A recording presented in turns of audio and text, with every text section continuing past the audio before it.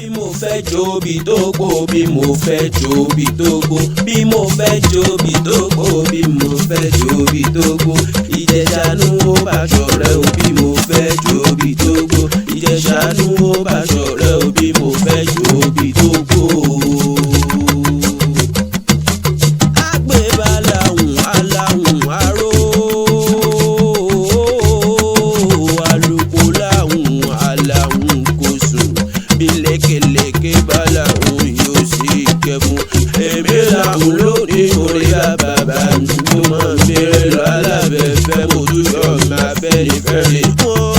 Olùṣègùn ló rán mi wá o ó lálábẹ́fẹ́ oníròyìn gbéra kó wá báńkì wá báńkì lórí rẹ̀ àrídùnnú tí ń ṣọjọ́ bí òní gangan.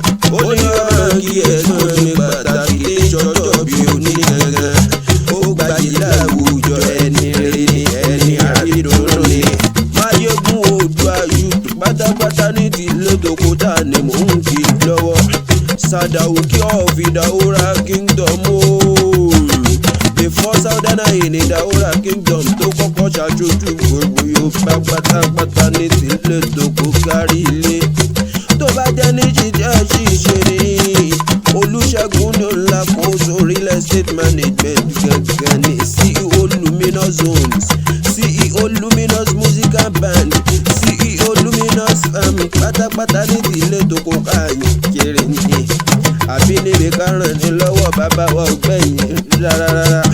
Ó ní bàbá ní sponsor, the sponsor of several people láwùjọ ni. Ara wọn ní Possibility Basketball Academy tí bàbá ràn lọ́wọ́ níjọ́sí.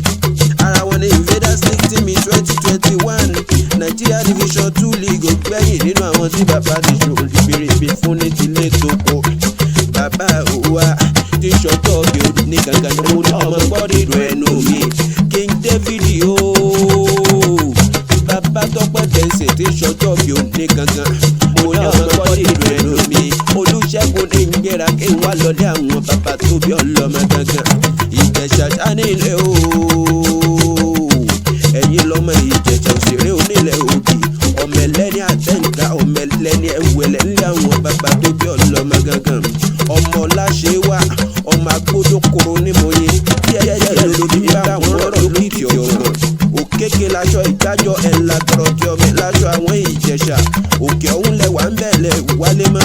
Ó yẹ ẹja ilé òye lóhùn ọmọ agbódókòrò nímòye yẹ́yẹ́ lórí bá wọn rọ̀ lókìkí ọ̀gbọ̀n.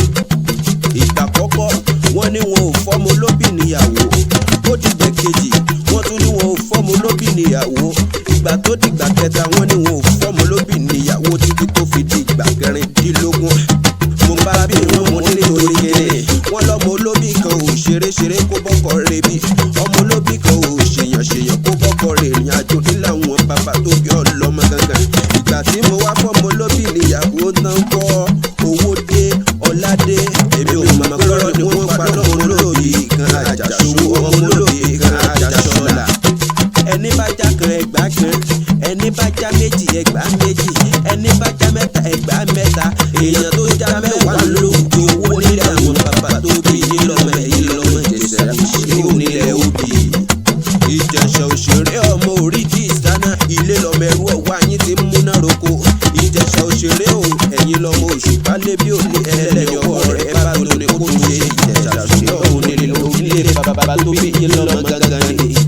Bàbá mi ẹ̀gbọ́n mi pàtàkì tí ń ṣọjọ́ bí ó ní. Olùṣègùn ẹ̀gbọ́n mi ní báńkì ìkórè rẹ̀ ó dìde.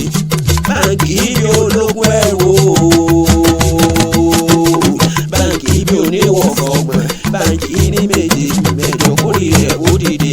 Mo ní bàbá ta ló ní ẹkú ọmọ mẹ́fà láòfò. Ikú apá méjì akẹrin àrùn àṣẹ méjì akejì. Èjì yóò gbọ́ ń gbọ́ kò ní jára ayé bẹ́ẹ̀ ni ó ní jèrò ọ̀run. Bàbá o bàbá pàtàkì tí ń ṣọjọ́ bí òní ní gangan. Mo lọ gba ìgbà ọdún láyé ọdún kan ní fúrú yín àgẹ̀mọ́ ìwé tètè kú òdì yóò bá fọ̀ bá tẹ̀. Happy birthday to you o bàbá mi pàtàkì tí ń ṣọjọ́ bí òní ní gangan. Bàbá wa ní ta ló ń kì í lọ́wọ́. Èmi náà lè bàtà ní sí alábẹ́fẹ́ ọmọ wọn nílò olómù làgbọ̀nrán ọmọ lọ́rọ̀ alágbogbo dí àsìgbà tí ń bẹ lọ́nà tó mú.